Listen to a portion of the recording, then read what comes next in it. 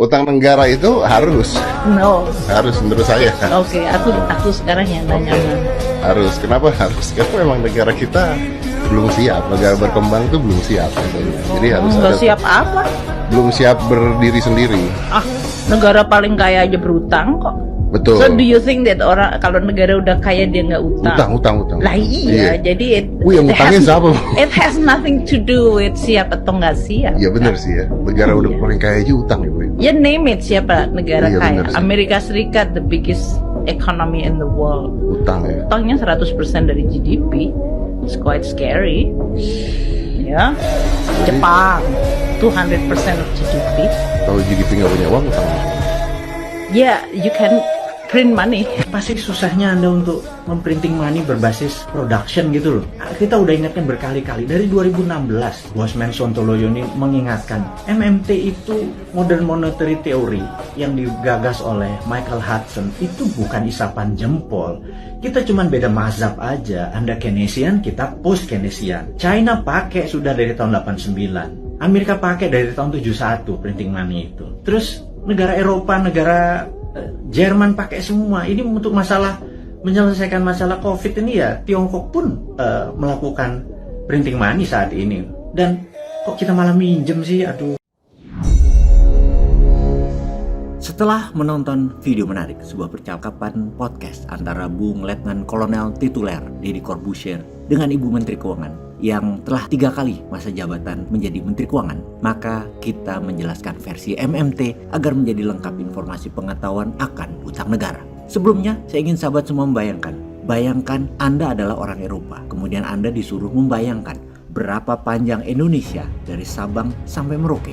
Menurut Anda, bisakah mereka orang Eropa tersebut membayangkan? Sebuah survei baru-baru ini dilakukan di Eropa. Pertanyaan geografi tentang jarak Indonesia dari ujung barat ke ujung timur. Maka ada 3 jawaban bagi para responden untuk memilih.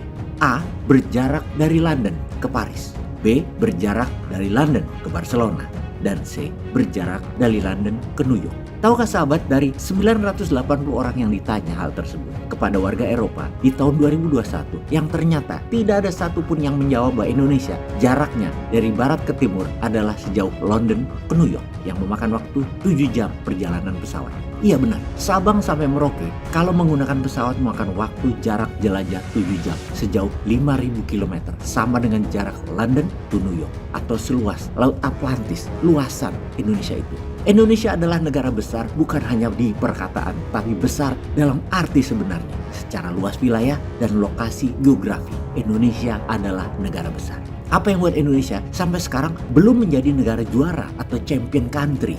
Apa yang membuat tingkat kebahagiaannya belum tinggi untuk tinggal di Indonesia? Apa yang membuat Indonesia ranking jauh di bawah atas kemudahan berbisnis atau ease doing business? Baru ranking 70 di dunia ini. Sekarang kita masuk melengkapi penjelasan interview Ibu Menteri versi MMT. Apa yang menyebabkan mata uang rupiah nilainya terus merendah dari tahun 70-an, yang $1 kira-kira 300 rupiahan, sekarang $1 15.500 rupiah, nggak pernah menguat-menguat. Juga di dalam membangun pakai hutang, dan hutangnya semakin membanyak dibanding dengan produk yang dihasilkan dan diekspor. Kalau kita bandingkan dengan negara lain, misalnya dengan Tiongkok, hutang negaranya $4,8 triliun, namun ekspornya $6,3 triliun setahun. Jepang hutangnya $5,5 triliun, ekspornya $5,6 triliun setahun. Indonesia hutangnya $460 billion, ekspornya hanya $268 billion setahun. India hutang negaranya $610 billion, ekspor $400 billion setahun.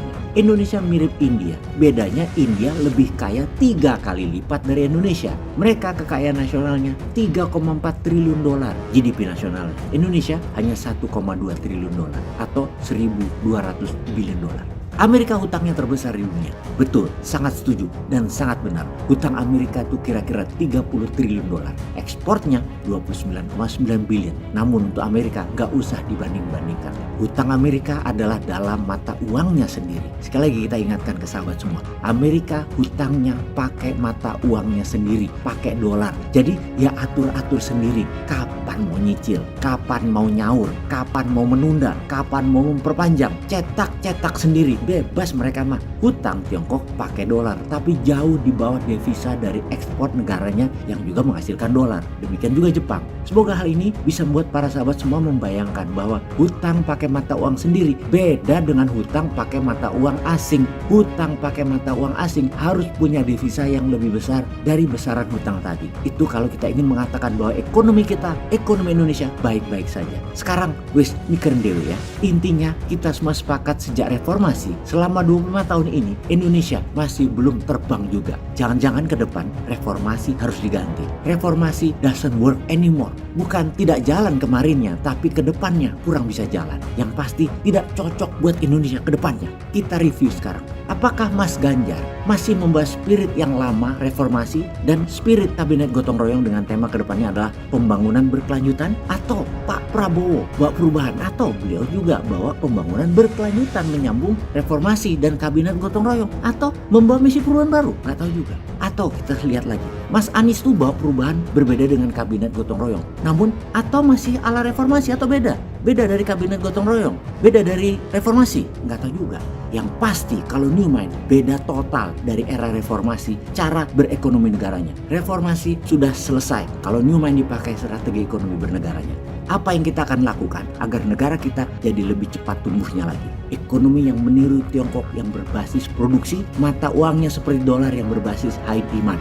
Bagaimana Amerika menciptakan kebutuhan demand terhadap dolar agar selalu tinggi? Ini adalah dua seni bernegara yang kita, Indonesia, wajib tiru ke depannya dengan New Mind, dengan MMT. Gabungan kekuatan mata uang dan produksi akan membuat Indonesia menjadi negara berdaulat. Maka dalam MMT bukan printing money kekuatan utamanya, tapi produksinya. Dan apa yang Indonesia produksi? Kita harus menyadari kekuatan Indonesia salah satunya adalah sumber daya alam. Nah, strategi terbaik dan seharusnya adalah sisi hulu atau sisi tambang harus mayoritas kepemilikan usahanya adalah nasional, swasta nasional. Lalu midstream atau industri tengah setelah tambang seperti smelter sampai refining pemurnian harus juga mayoritas lokal nasional.